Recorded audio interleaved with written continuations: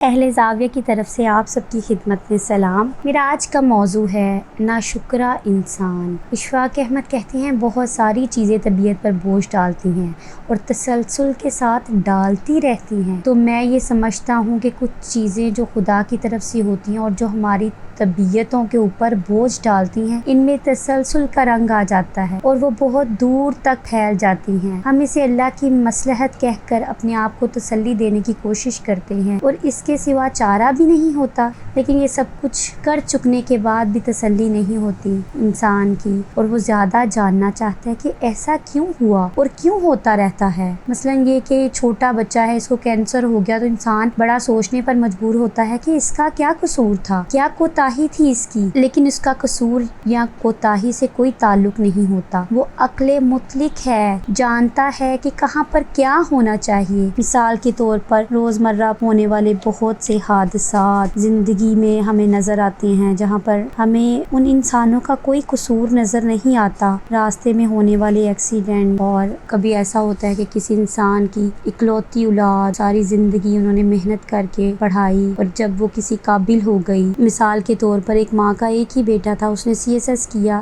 وہ AC لگا، ماں کے ہاں تو شب بارات ہو گئی، اس نے گھنٹی سنی اور دروازہ کھولا اور دروازے سے اس کی لاش گھر آئی۔ کچھ ایسا ہوا ہے، اکثر ایسا ہوتا ہے۔ انسان اللہ کے راز، افعال اور اس کے کام اور قانون کو نہیں جان سکتا۔ خوش قسمتی یہ ہے کہ اس نے ہمیں احکام دیے ہیں، بڑی خوش قسمتی ہے۔ میں نے اپنے ایک پروگرام میں عرض کیا تھا کہ میں تو اس دنیا میں آ گیا، اپنی مرضی کے خلاف حکم دیا گیا کہ تم چلو، ہم نے کہا ٹھیک ہے۔ یہاں آ کر ایسے گھر میں پیدا ہو گیا جو غریب سا گھر تھا۔ میں امیر گھرانے میں پیدا ہونا چاہتا تھا، میری آرزو تھی کہ فرسٹ کلاس موٹریں ہوں، لیکن جہاں کم ہوا وہاں آ گیا، اور میں جمعرات کو پیدا ہونا چاہتا تھا، ہفتہ کو پیدا ہو گیا۔ تاریخ بھی مجھے پسند نہیں تھی، ٹھیک ہے، بالکل ٹھیک ہے۔ تو پھر اس کی مہربانی ہے، اس کا کرم ہے کہ اس نے فرمایا کہ میں نے انسان نبی کے ذریعے سب کچھ جان چکنے سمجھ لینے کے لیے ایک پروگرام، ایک فریم ورک دے دیا گیا ہے۔ تو کچھ خوش قسمت لوگ ہوتے ہیں جن کو ہم بہت قریب سے جا کر دیکھتے ہیں، میں ان کو بڑے شوق سے دیکھتا ہوں اور میں ان کو بابے کہتا ہوں۔ اللہ کے دیے ہوئے احکام کو کس خوش دلی کے ساتھ اور کس محبت کے ساتھ وہ مانتے ہیں، مانتے ہی چلے جاتے ہیں۔ کوتاہی ہوتی ہے تو پھر اٹھ کر ماننا شروع کر دیتے ہیں۔ ایک بار میں حرم شریف میں گیا تو وہاں مجھے ایک انسان ملا جو کہ کہتا تھا کہ میں یہاں پر 2-4 ریال کی مزدوری کرتا ہوں، اپنی روٹی کھاتا ہوں، پھر میں حرم میں آ کر بیٹھ جاتا ہوں اور اس پر نگاہ لگا کے بیٹھ جاتا ہوں، اس کو دیکھتا ہوں۔ میں نے کہا تو پھر جب یہاں آ جاتے ہیں اور حرم میں بیٹھتے ہیں تو آپ حرم میں کیا کرتے ہیں؟ وہ کہنے لگا سائیں ہم یہاں گر پڑتے ہیں اور پھر اٹھ کھڑے ہوتے ہیں، پھر گر پڑتے ہیں اور پھر اٹھ کھڑے ہوتے ہیں 18 برس سے۔ میں نے کہا بہت خوش قسمت انسان ہو جو گر بھی پڑتے ہیں اور اٹھ بھی پڑتے ہیں۔ تو یہ بڑی برکت کی بات ہے ان ماننے والے لوگوں کو جو تسلیم کر لیتے ہیں اس بات کو جو ہمیں فریم ورک عطا کیا گیا ہے، وہ صحیح ہے، مناسب ہے، اور اسی کے مطابق ہم اپنی زندگی کو بسر کریں گے۔ لیکن اس کے ساتھ انسانی کمزوری ہے، گرنے والا جو مقام آتا ہے وہ بھی ساتھ چلتا ہے۔ اس وقت آدمی یہ ضرور سوچتا ہے کہ یہ میرے ساتھ، میرے دوستوں کے ساتھ، میرے عزیزوں کے ساتھ کیا ہوا؟ تو میں ان عزیزان گرامی، زیادہ کوتاہی اس بات کی ہوتی ہے کہ انسان جو ہے وہ بڑا بے صبرا اور ناشکرا ہے۔ اس کی خاصیت ہے چھوٹے سے ڈبے کو پھیلا کر نہ صرف اپنی زندگی پر، نہ صرف اپنے علاقے پر، بلکہ ساری زندگی پر محیط کر لیتا ہے اور خود اس کے دائرے کی لپیٹ میں آ جاتا ہے۔ اگر آپ غور کریں تو مصائب اور مشکلات اتنی ہی شدید ہوتی ہیں جتنا کہ آپ نے ان کو بنا دیا ہوتا ہے، اور وہ آپ کی ساری زندگی کا ایک حصہ ہوتی ہیں۔ ساری زندگی نہیں ہوتی،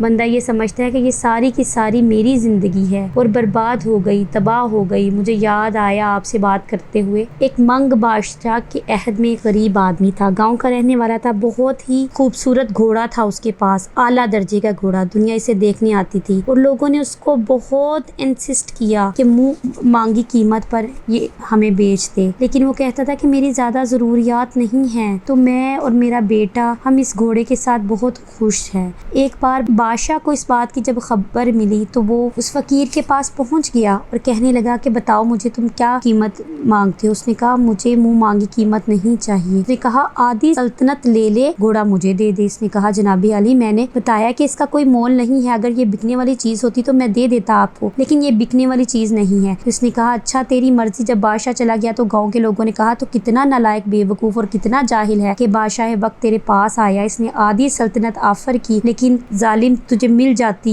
تو ہم بھی مزے کرتے، سارے گاؤں کے مزے ہوتے، تو ہمارا بادشاہ ہو، تو نے یہ کتنی بڑی حماقت کی، کتنی بڑی خوش نصیبی کو گھر آئے دھکا دے دیا، باہر پھینک دیا۔ تو اس نے کہا وہ عجیب و غریب آدمی تھا کہ میرا گھوڑا ہے، اس نے اس کا مول لگایا، میں نے نہیں دیا، اس میں خوش نصیبی یا بد نصیبی کی کیا بات ہے، یہ تو میری زندگی ہے، میرا گھوڑا ہے، خوش نصیبی تم کدھر سے نکال رہے ہو، میں نہیں دیتا۔ انہوں نے کہا تو ضدی آدمی ہے، تو شروع ہی سے ایسا ہے اور تیرا مزاج ہی ایسا ہے، یہ کہہ کر چلے گئے۔ تھوڑے عرصے کے بعد صبح اٹھا چارہ ڈالنے کے لیے تو وہاں دیکھا کہ استبل میں گھوڑا نہیں تھا، استبل خالی تھا۔ گاؤں کے لوگ آئے، روتے پیٹتے کہنے لگے ہمارے گاؤں کا حسن تباہ ہو گیا، تو اس سے کہا تھا نا بادشاہ وقت کے ساتھ زور آزمائی نہیں کرتے، تیرا گھوڑا تیرے پاس نہیں رہا، تیرے ساتھ بڑا ظلم ہو گیا، تو برباد ہو گیا، تو تباہ ہو گیا۔ اب کچھ دن کے بعد وہ گھوڑا واپس آیا اور ساتھ میں 11 نئے جنگلی گھوڑے تھے۔ اب لوگ اس کے پاس آئے، انہوں نے رسے ڈال کر سب کو وہاں کھڑا کر دیا۔ گاؤں کے لوگ آئے، انہوں نے کہا تو بڑا خوش نصیب ہے، تیرا گھوڑا کھو گیا تھا اور دیکھ تجھے کمال کی چیز لا کر دی۔ اس نے کہا میری کہاں خوش نصیبی ہے، گھوڑا تھا چلا گیا، واپس آ گیا، تو میری ساری زندگی کچھ اور ہے، اور تم ایک واقعہ پکڑ لیتے ہو، تم اتنے نالائق لوگ سمجھتے نہیں ہو، تم آ کر کہتے ہو کیا خوش نصیبی ہے۔ وہ جو گھوڑے جنگل سے آئے تھے وہ جنگلی گھوڑے تھے، اب ان کو سدھارنا بڑا مشکل تھا، تو اس کا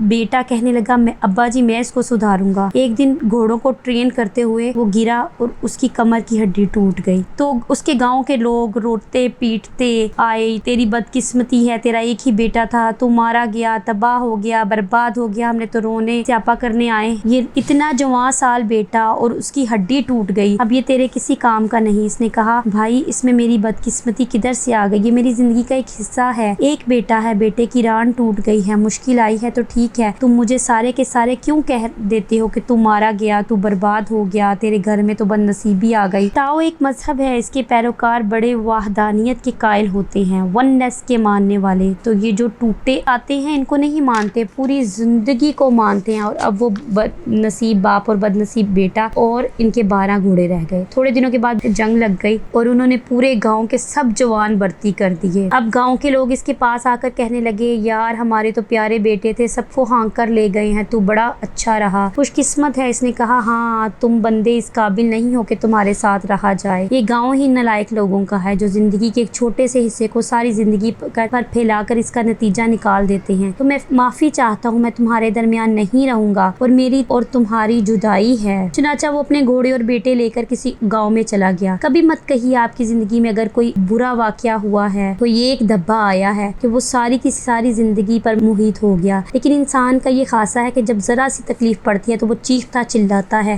جب ذرا سی خوشی کا لمحہ آتا تو اس کو بھی پھیلاتا ہے کہ میں سارے کا سارا خوش ہو گیا، حالانکہ اس میں خامیاں، کمزوریاں، کوتاہیاں بدستور موجود رہتی ہیں۔ تو جب مشکلات اور مصیبتیں آتی ہیں تو اگر آپ ان کو غور سے دیکھیں کہ ان کا ایک حصہ بالکل چھوٹا سا فریکشن آپ کی زندگی پر اثر انداز ہوتا ہے، لیکن ہم نے وہ دھبا پھیلا کر اتنا وسیع تک کر لیا ہوتا ہے کہ پھر وہ ہمارے اپنے اختیار میں نہیں رہتا اور پھر وہ پھیلا ہوا دھبا ہمارا حکمران بن جاتا ہے اور جہاں جہاں چاہتا ہے ہم کو اٹھائے پھرتا ہے۔ جیسا کہ میں نے پچھلی مرتبہ عرض کیا، اگر اللہ کی ذات اور اس کی افعال کو جاننے کی آرزو ہے تو پھر اس کے احکام کے اندر داخل ہونا پڑے گا اور اس کی فریکوینسی کو حاصل کرنا پڑے گا، جس فریکوینسی کو پکڑ کر اچھی طرح سے اختیار کر کے ہم ان افعال کو سمجھ سکتے ہیں۔ اس ٹاپک کو پڑھنے کے بعد مجھے خیال آیا کہ انسان کی زندگی میں جو بھی حالات آئیں، جیسے بھی گزرے، اور مشکلات میں صبر کرنا، شکر کرنا، نماز اور دین کے راستے پر چلنا، اور زندگی جیسی تیسی گزر جائے، جیسے مرضی مشکل حالات اور واقعات اس کو